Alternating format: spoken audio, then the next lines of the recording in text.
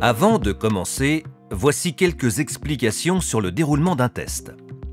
Chaque série se compose, comme à l'examen, de 40 questions, dont 10 vidéos.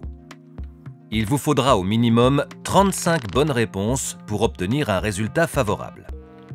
Vous aurez environ 20 secondes par question pour choisir et, si besoin, corriger votre ou vos réponses. Un petit chronomètre s'affiche en bas de l'écran pour vous aider à gérer votre temps. Pour chaque question, vous aurez le choix entre plusieurs propositions. À vous de sélectionner la ou les bonnes réponses. Les propositions peuvent être sous forme de questions simples ou de questions doubles. Sachez que pour chaque question, il y aura au moins une réponse juste et une réponse fausse. Pour chaque situation évoquée dans les questions, et sauf si on vous indique le contraire, vous devez partir du principe que vous possédez votre permis de conduire depuis plus de 3 ans et que votre vitesse est supérieure à celle du véhicule que vous voulez dépasser.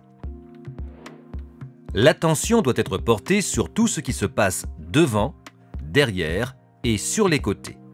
Pensez à regarder dans les rétroviseurs comme si vous étiez en situation réelle de conduite. Sur certaines questions, des aides sont là pour vous aiguiller. Une zone cerclée, une trajectoire dessinée, etc. Les situations de conduite proposées se présenteront sous la forme d'images fixes ou de courtes vidéos montrant des situations réelles ou virtuelles.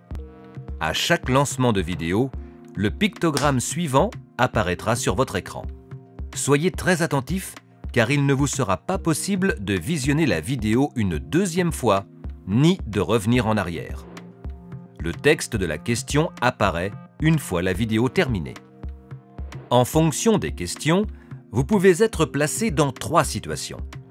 Le plus souvent, vous êtes le conducteur de la moto d'où les images ont été prises ou le conducteur d'un autre véhicule comme un poids lourd, une automobile ou autre identifié par un pictogramme.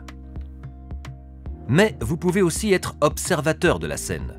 Dans ce cas, il s'agira d'analyser la situation depuis une vue extérieure, soit depuis la route, soit en vue aérienne. Enfin, vous pouvez avoir à analyser des zones. À vous de déterminer où se situe le danger et quel comportement adopter.